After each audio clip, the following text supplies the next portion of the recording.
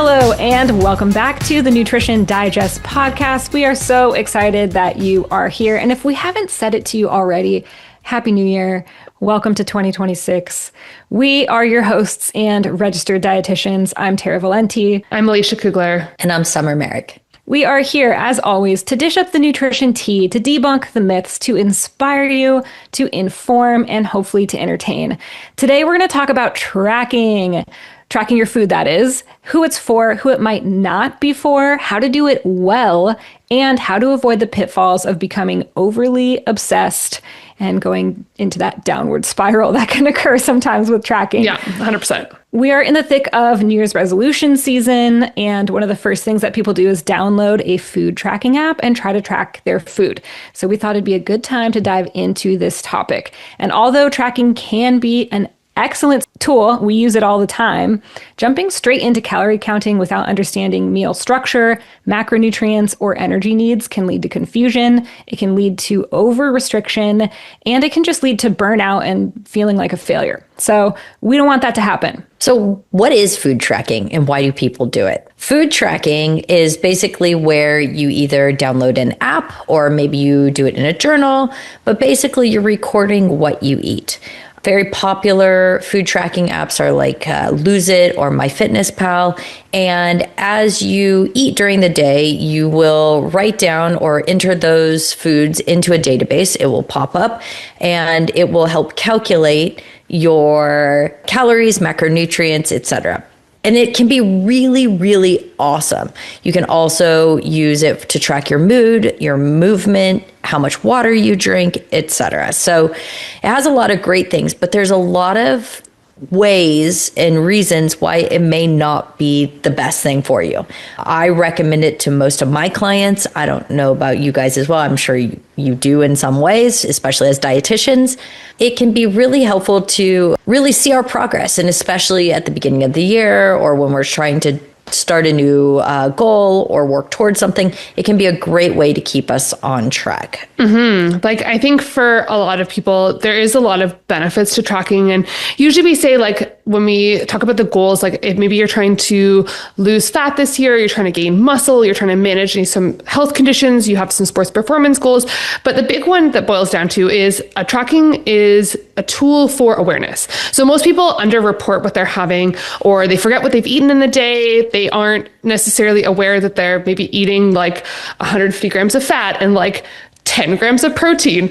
That's a real story. I've seen clients do that where they track and they're like, oh my God, I thought I was eating protein, but I've only had 20 grams today. And I'm like, oh my God. It's data driven. So I think for a lot of people, numbers can give you so much insight into what's going on and can really help to give you a direction to go. It could be hugely for education, learning about portions, learning about what foods have what macros, your energy needs. It can be a big tool for behavior change. So you can actually kind of log your food and make changes to your food. And like, it can be that kind of like that pause between decision and action, accountability. So for a lot of people, I know our clients, like I use Practice Better. If people are logging in there, or if they're using Chronometer that's linked to Practice Better, I can see what they're having. So it creates that kind of like feedback of, I give them the feedback on their diary, but even accountability for yourself. Like maybe you have some friends on your food tracking app that you are all kind of like, oh, you tracked for 10 days. Good job. Which is kind of nice to kind of have that feedback from the people. And also you can get a lot of insight into like your mood, your digestion, your hunger cues. And that's where it's really about the data patterns. And you can also look at the consistency piece. So if you've been tracking for X number of days, you can kind of see how you're staying on track or seeing progress. I know for many of my clients, they believe that they're eating well and doing the right things, but maybe they're kind of not seeing the changes that they want. So I usually use it as a tool to kind of see where exactly they are. Because for some people, either they don't realize that maybe they're going astray, or maybe the plan that I've given them, they aren't 100% on it. And then we're seeing that the macronutrient intake is way skewed.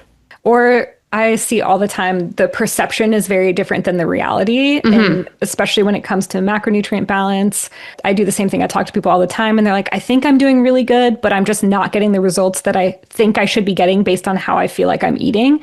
We start logging in the app, we give them targets to aim for, and they're like, oh my God, I had no idea that I was eating in this way. And so we can kind of work with that and make these modifications and adjustments. And then it's like, boom, the results start to come. So getting a little bit more specific can be incredibly helpful for people. Sometimes it's also just an issue of consistency. Sometimes I'll do this experiment with people. Just log what you're eating and don't worry about the calories or the macronutrients or anything. Let's just collect some data and see what your current intake is looking like. And that can give us an idea of what the low-hanging fruit is and what basic modifications we can start with. And they might be eating 1,200 calories one day and like 2,500 the next. And their intake is just all over the place. And it's like, okay, well, easy. Let's focus on consistency first. So it's totally different depending on the individual. I will also say at the very basic level, one of the best benefits of tracking is just increased mindfulness about what you're putting into your body. Because even if your tracking is all over the place, your intake is all over the place, your calories are wild, your macronutrients are not even close to your targets, you're still thinking more about what you're putting into your body than you normally would because you're forced to enter it into the app. So you have to give it a little bit of extra thought. And just that extra level of mindfulness, just having to think twice about what you're eating can make people make significant changes and significant progress. So at the very basic level, I think that increased level of mindfulness can be a benefit as well.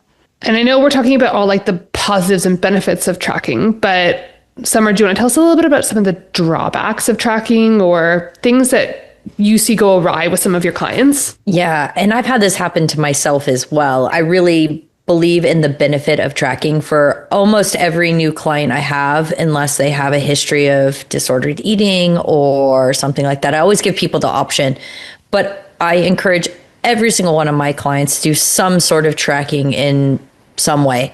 But for some people, it can be really psychologically challenging. Right? People can become obsessive or rigid, especially for those who have a perfectionist mindset or any sort of disordered eating tendencies or super loud food noise.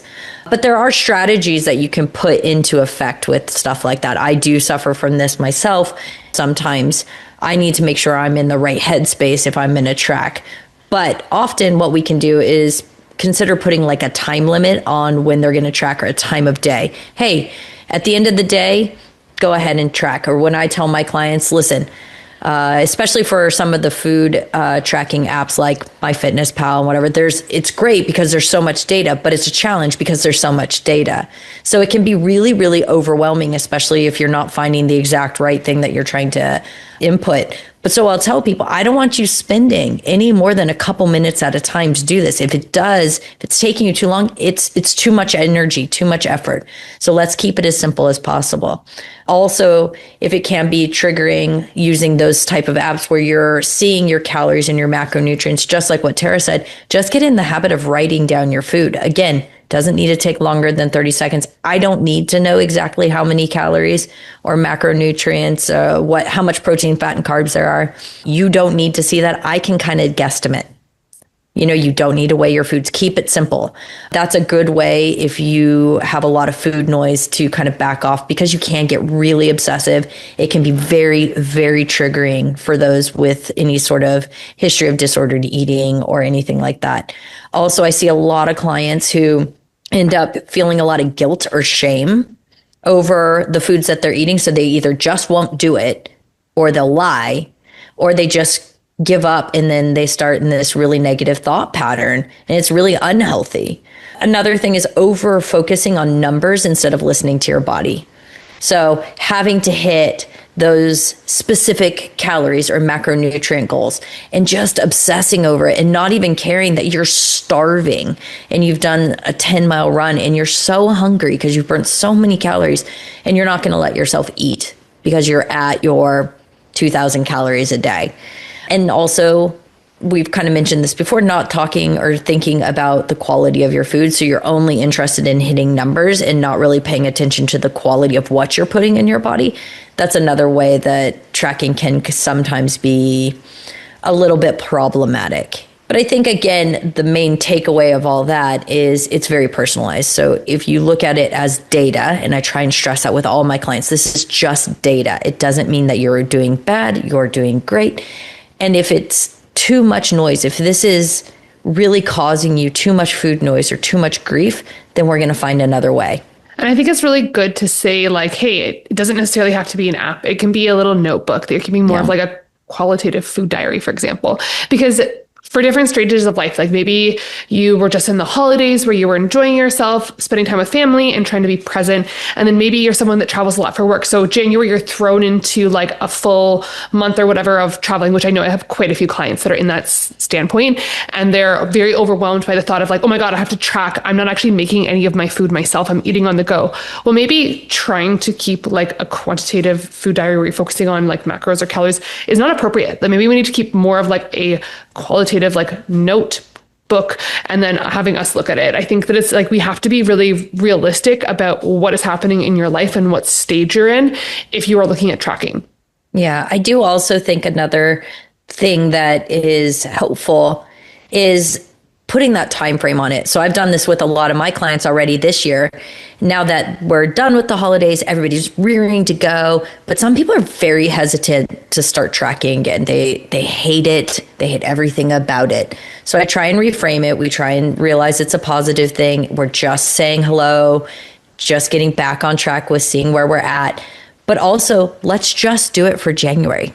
I'm not asking you to commit for forever, but I want you to see your food patterns. I want us to see what you're eating. I want to look at it too as your dietitian so I can help out and give you some food for thought. If we hate it, if it's not working for us, or we're just on track, I encourage you not to track. But it's just a really good way to jump back in. And if you are struggling with it, give it just a period of time that you're going to do it. 3 weeks, 4 weeks, and then you can say goodbye. I think what we keep hinting at here, but not actually saying, is that tracking with a dietitian is so different than tracking on your own. I started tracking, I think, in like 2010 or something. I've been tracking my food for ages, and I understand what it's like to try to do this on your own, which is why and I feel like you guys can totally relate to this too, which is why we value so much this idea of tracking with support and with accountability and with somebody who's making sure that you're actually aiming for the right targets. So many people come to me after trying, and I don't want to say failing because that's a strong word, but trying and then let's say dropping off of tracking on their own. And the main reason, there's two main reasons that I see that happening. One is the targets that they're aiming for are totally whack. The app gave them generic recommendations. They're aiming for 1,200 calories a day. Oh my God. And they're suffering, and it's not sustainable. But they think that this app told them to do what they should be doing, or ChatGPT, or whatever it is that they use to get their generic recommendation. That's not going to work. They need something that is customized, that is realistic, that is based on somebody who knows them, who knows their patterns, who knows their activity level, who knows a little bit about their body composition if they've done a DEXA scan. It's just a total game changer. The other thing that I see people dropping off most often because of is just lack of accountability. If you're logging your food in an app and you're the only one that ever sees that, who's holding you accountable? How are you feeling supported on this journey? You're not. You're relying entirely on yourself to keep yourself going. Whereas when you're working with a registered dietitian and they're in the app with you, they're able to look at what you're eating. They're able to make recommendations, to give you tips, to encourage you, to say, hey, that's an awesome breakfast. That feels totally different than just like logging your food every day and like trying to hit these generic targets that are not even customized for you. Well, and the other reason why I see people drop off too, Tara, is people find it overwhelming to hit specific goals. They're like, oh my gosh, I'm like half of where I need to be for my protein. I don't know how I'm going to do this. They get overwhelmed. They're trying to hit all 3 macros and their calories all at the same time is just overwhelming. When I know, for example, when I work with a client, the first week or two we're tracking is just observation. Just see where you're at. Don't even try to change anything. And then we're going to focus on one target at a time and really try to nail that target. And then we're going to layer it on, because trying to focus on too much all at once, especially if it's something that's so new to you, is overwhelming. To your point, Tara, it's the apps, ChatGPT, they don't know you, and that's where a dietitian can come in handy. Is I spoke with a client this morning and she has specific goals. She's gotten engaged. She did her first marathon. We're really honing on what she's working for. Her apps were telling her one thing, And we were able to make it very nuanced for her. Hey, look, we're going to try these macros for this period of time. And then we're going to shift to this. And this is why, her goals are very different than another client, so we're changing those macro percentages based on her goals for body recomposition. We have her calories a little more, a little less, depending on what she's doing. And that's where a dietitian or a professional can also help with that accountability and support. So using these tracking apps is another way that a professional can help you achieve your goals. So not only are they great, but when you have that support as well, that's really where the cream on top is, that's the cherry on the top of the sundae, because we or dietitians or a healthcare professional, like this is what we do. Yeah. And we see things that you don't see. Like having an extra set of eyes can be incredibly helpful. I know I've used this example before, but I love this one because it was just so beautiful how it worked. I had a client who's having GI issues, which oftentimes people will track to try to identify patterns in their diet to see what's causing them GI distress, which can be incredibly difficult to do, especially depending on the type of GI issue that you're having. But this one particular client of mine was talking about bloating and gas and all of this like really uncomfortable GI stuff that she was experiencing. And I went back and I looked through her food journals. And because I've done this so many times, I was able to notice, every time you have oatmeal for breakfast, you have these GI issues. Let's just try cutting out the oatmeal. Like, let's just try not having oats and see if it helps. And what do you know? She felt a million times better. Her issues completely went away. She was like, oh my God, my life has changed. I was able to see the pattern that she wasn't able to see. This is based on, of course, my own knowledge, my own experiences, etc. That helps me to just be able to see these things that maybe the untrained eye can't see. So it can be really helpful to have somebody else kind of watching over and checking over diet quality too, because you can get wrapped up in the numbers and forget like, oh, I haven't had a vegetable today. So I think this kind of like boils down to like who is kind of tracking appropriate for, or who might benefit or do better with tracking. And I think like you're working with a dietitian or a coach, you have specific goals, or like you're just trying to learn. I think it's kind of like it's looking at kind of like, okay, we've kind of, these are all things that we've already discussed, but it's like I think having that extra layer of that person there is so crucial. I agree. And I think also knowing what's available to you in terms of the different types of tracking too, like Summer, you were talking about clients who have a history of eating disorder or disordered eating, or even people that tend to just get kind of obsessive and tracking stresses them out. Sometimes what I'll have them do is use the photo option in the app. So I'll remove all of the calorie and macronutrient information. So we're not paying attention to the numbers at all. And I'll just have them take pictures of everything they eat that day, pop it into the app. And that way I'm able to see, are we eating appropriate portion sizes? Are we getting enough fruits and veggies in every day? Does the overall diet quality look the way we want it to look, without focusing so much on like the numbers specifically that are so stressful and anxiety provoking to that person. So there's other strategies. It doesn't have to be like a one size fits all approach. It should never be a one size fits all approach. But I think, like you said, Alicia, kind of figuring out what option feels best for you, and also not feeling like you have to track for the rest of your life. Like I said, I've been tracking my food since like 2010. I don't track every day forever. Like I haven't been tracking every day since 2010. That would be psychotic. I go in and out of it. I use it as a tool periodically for whatever goal I have in that given moment. And I think it's important for people to know that the expectation isn't for you to track forever. Like Summer, you said, having people just track for January. It's beautiful because it's a finite amount of time. You have that wonderful 4-week goal. You've got 31 days that you're going to be focusing on. And then at the end, you get to decide, okay, do I want to take a break? Did I learn what I wanted from this? Or do I want to keep going? Does this feel really good? And having the freedom to do that can feel great, as opposed to just feeling like, oh, okay, I have to track my food for 12 months now. Yeah, definitely. And most of my clients will end up sticking with it because they like seeing the results. They like seeing that they are doing better, that they are actually making changes that they want to make. They're seeing the progress. So I think it's really, really awesome to again, I know we keep stressing this, but see what works for you. Try it. If it doesn't work for you, if it's really triggering, stop. But also I do encourage people to take a quicker look or take a deeper look. If you are saying you hate this, it's terrible, think about the why. Because if it is triggering, definitely stop. But is it that you don't want the mirror? You don't want to see what you're actually doing? I do have clients, I have to admit it, myself included. Sometimes I don't want to see the truth that I'm maybe not eating in a way that aligns with my goals. I will say also, in terms of who tracking could be a good tool for, if you are an athlete training for an event, sometimes tracking can be a helpful tool, especially if you're guided by a coach who's kind of helping you with your nutrition so that you can make sure that you're hitting all of the targets and eating in a way that's going to support your body. Athletes have specific needs, and depending on what your training cycle is looking like, your nutrition might need to be periodized. And I think a lot of people aren't familiar with that. They just think like, I'll just eat the same amount of calories for my entire marathon training cycle.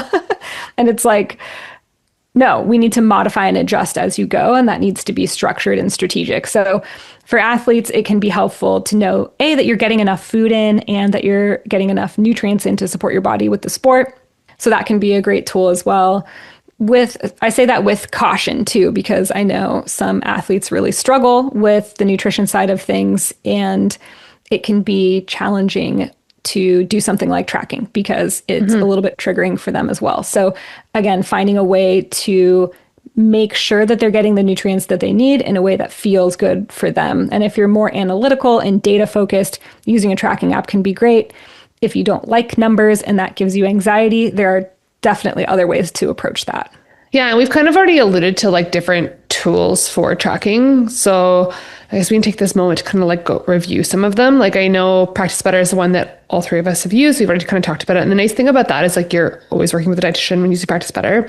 And we can look at things like your symptoms. We can look at like your training, your sleep, your water, your activity. And like if you're like, hey, numbers are not my thing, you can just put photos or freeform entries in there, which is really nice from a standpoint of maybe people that are a little bit more on the obsessive side with numbers, that maybe that's not the right fit for them, or maybe they're just going through a phase in life where they're very overwhelmed, and like that can be kind of taking some of that pressure off. One that I have a lot of clients use from like a macronutrient and micronutrient standpoint is Chronometer. I really like it also because shameless plug, it links with Practice Better. So then I'm lazy, I don't want to go to Chronometer, but I really like it because it is a little bit more accurate in terms of like the entries that are in there.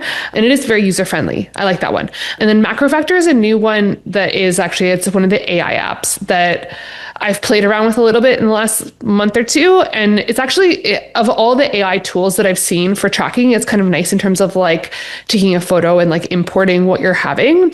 It is a paid app though, so I will kind of say that. And then there's the age old MyFitnessPal, which I personally have used a lot in my life.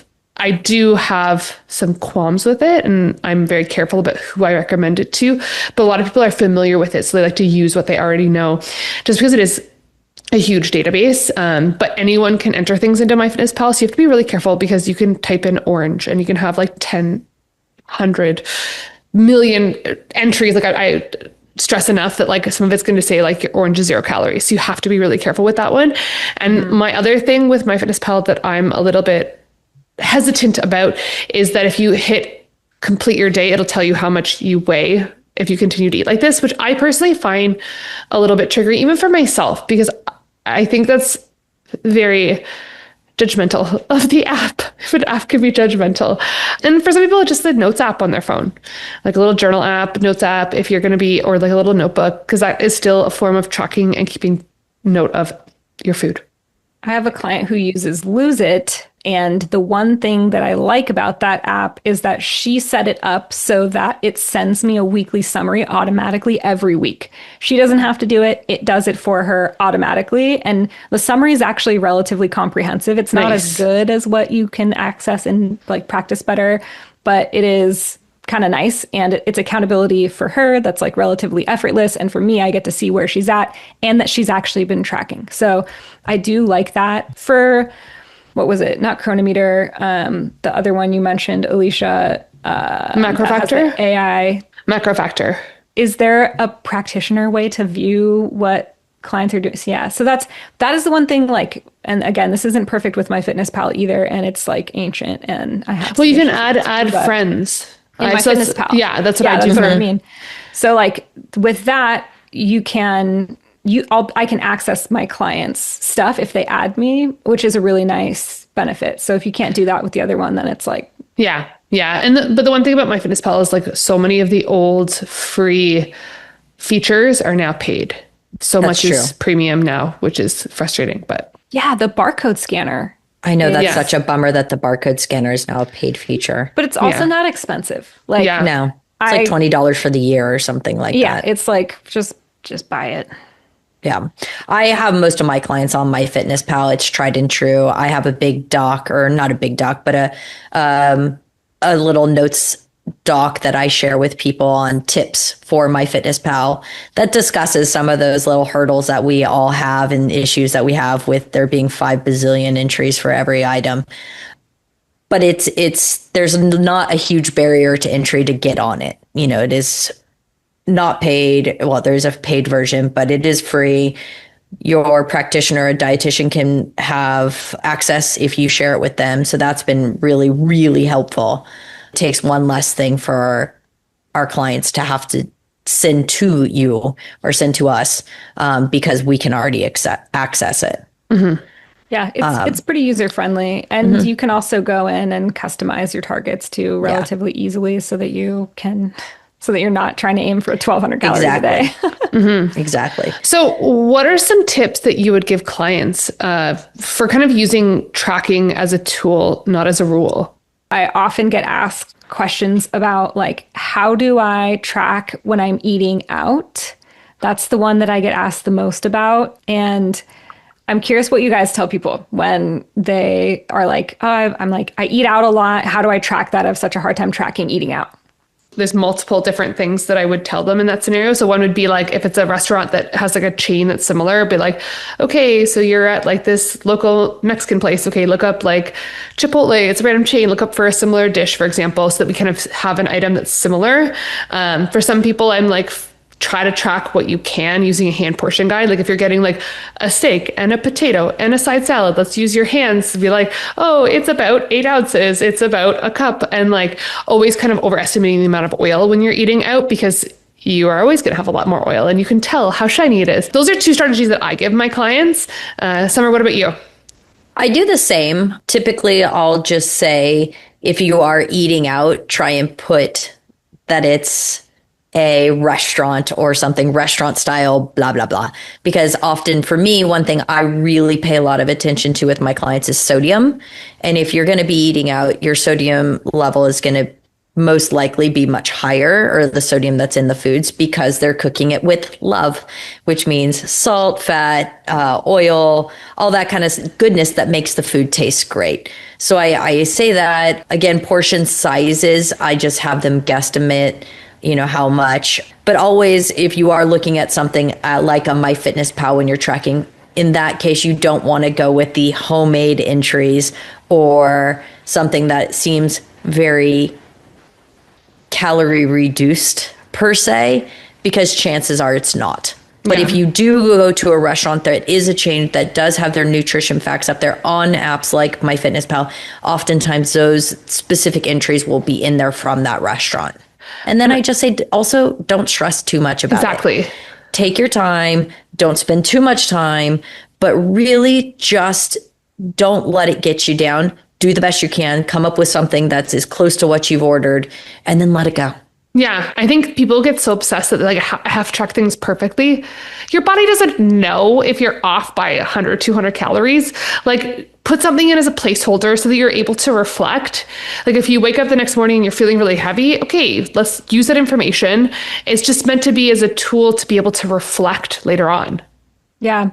One of the questions I ask too, when they ask me this question, is like, how often are you eating out? Because if you're eating out 4 days a week, 5 days a week, we might want to actually just focus on reducing the amount of days that you're eating out, if that's possible. I know for some people it's like not possible, but for most of us, focusing on reducing the total amount of days that you're eating out is going to be a great starting point. And very dramatically increase the accuracy of your tracking and your logging, and you're going to feel a lot better too. But if you're only eating out like once a week or like only a couple times a month, oftentimes I'll just say logging is kind of optional. Like it's your date night, or it's the one night that you're going out with friends, or you're celebrating something or whatever it is. Like just don't bother. Like take that day off, log everything else you ate that day, make sure you leave space for a more indulgent meal, and then just don't worry about it. Especially if it's like a tasting menu or something that you're sharing with a bunch of people. Like forget about it. It's just going to be a headache. Don't worry about it. Send me a photo so that I can live vicariously through your meal. Exactly. Yeah, enjoy it. It shouldn't rule your life, you know, and it's the same way we talk to people about when they go on holiday or it's a special occasion. You're not tracking like every single thing that you do for the rest of your life. That's not real life. And it shouldn't be a punishment to have to track. You shouldn't have any sort of negative connotation if that's what you think of with logging on a night that's supposed to be fun. If it's that one night a week that you're away from the kids and you're going out and you're having some fun, don't worry about it, man. Just have some fun. Drink the margarita. Have a great time. Okay, great segue, because the other question that I had asked a lot is, what about alcohol? Do I have to log my drinks? And the answer to that is, I'm seeing everybody nod. The answer to that is, you most definitely need to log your drinks. And there are some strategies around that too. Like I know it's funny because our last episode was all about dry January, but if you do drink, or maybe you're doing a dry-ish January and you're trying to make positive changes in that area, you're going to have to log those drinks because they are very calorically dense and we need to account for those calories. Sometimes a good strategy that I will recommend, because drinks are so high in calories, is to log your drinks ahead of time. So if you know, like I'm not, but like say you're going to a brewery later on in the day and you know you're going to have 2 IPAs. Put those 2 IPAs in your food journal. You're going to be shocked and appalled at how many calories that is. And then try to fit them into your day as much as possible, without like totally depriving yourself of nutrients that day. Yeah. Because you also need to be fed. I usually tell my clients, like, I heard someone say, actually, no, this was in one of my nutrition courses in my undergrad that we talked about like counseling tactics. And they said 25 grams of carb or 11 grams of fat per serving of alcohol. So instead of focusing just on the calories, contribute like either the carbs or the fat macros that you're kind of sacrificing for the alcohol, and never sacrifice protein calories for alcohol. Good strategy. And honestly, like, absolutely do not make a habit of this. No, definitely not. You are going to be just nutritionally inadequate. You need food. Right. Like choosing alcohol over nutrients is not generally a good idea. It's not the answer. It's not. But, you know, if you do want to go out and you want to have a beer or whatever it is, just work it in, you know, be strategic about it. Try to think about that ahead of time. Yeah. And one thing too is like, I think tracking the alcohol is important, tracking the restaurant food, but ultimately we want to set goals beyond kind of the numbers. Like, I think we have these big targets for the end of the day or whatever it may be. And it's sometimes we're forgetting about the nuances of like good eating habits. And so that's why it's important to kind of be like, hey, like, okay, so how can we make sure that we're feeling satiated and we're creating things that are a little bit more balanced? We're hitting a hydration on top of this, and if we're getting enough sleep and we're getting the movement in, like there's a lot of other things that kind of come into play. So just making sure we're thinking about the bigger picture as well. Yeah. How's the body feeling? Do you feel nourished? Do you feel good during your workouts? Are you hitting PRs? If you're aiming for body composition changes, are you getting the body composition changes that you want? You know, all of those can be really good indicators that we need to adjust some variables when it comes to the nutrition targets that you're aiming for. And then, of course, like you said, nutrient quality and stuff too, making sure that your bowel movements are the way you want them to be. Your hydration status, like you said, all of those things, we could kind of go down the rabbit hole with that. But there's a lot of variables to pay attention to when it comes to tracking beyond the numbers. I really like that. And I think it's good for us kind of like us to quickly reflect on like how we've tracking in our lives just before we kind of wrap things up for today.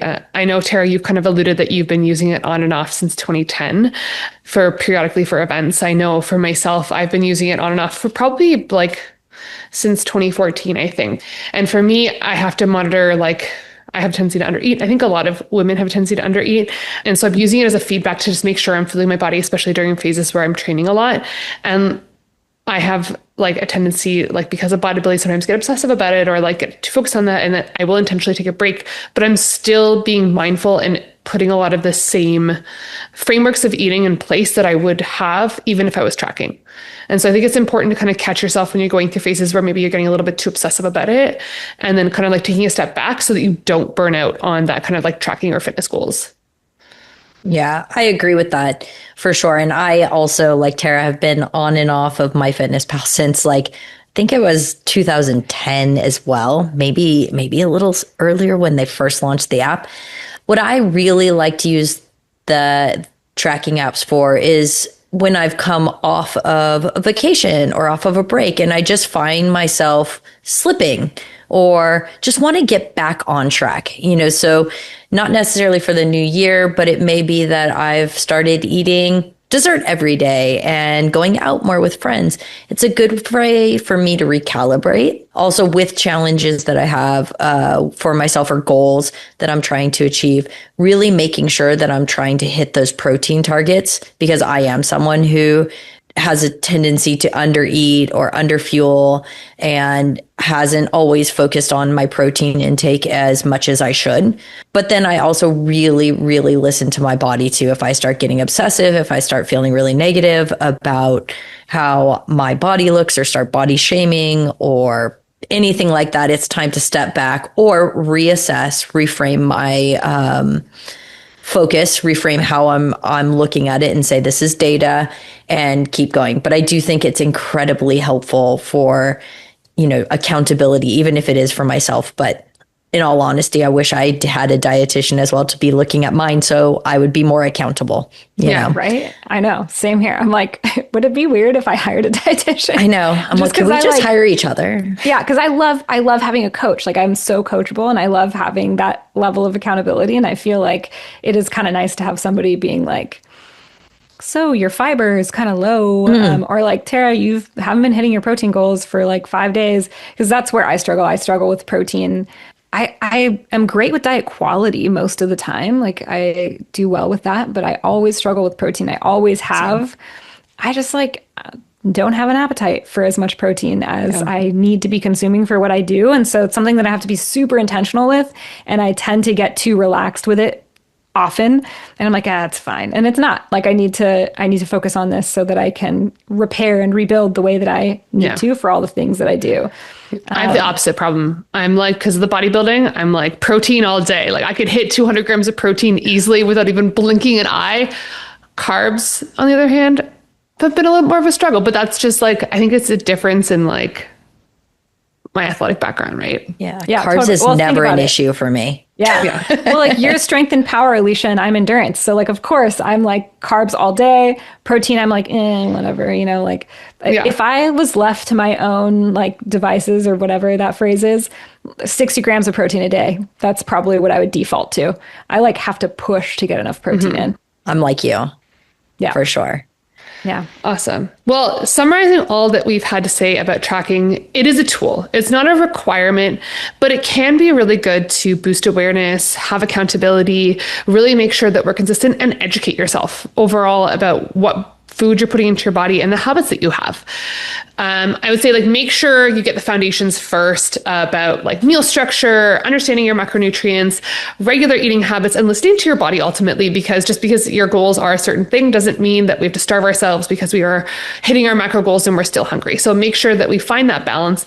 As you kind of alluded, like working with a dietitian to kind of add that extra layer of accountability and to have a different lens for tracking can be very, very beneficial. So you can reach out to us and at any point in time, get some guidance along your tracking journey. Thank you so much for tuning in today. Check us out on Instagram or send us an email. We'd love to hear from you. Share this with a friend that you think might benefit from today's episode if they're starting to track their New Year's goals and food intake. And just a reminder, we always put our booking link in the show notes. So if you're interested in doing a free consultation with one of us, click that booking link. Happy New Year, everyone. Happy New Year. Thanks for tuning in.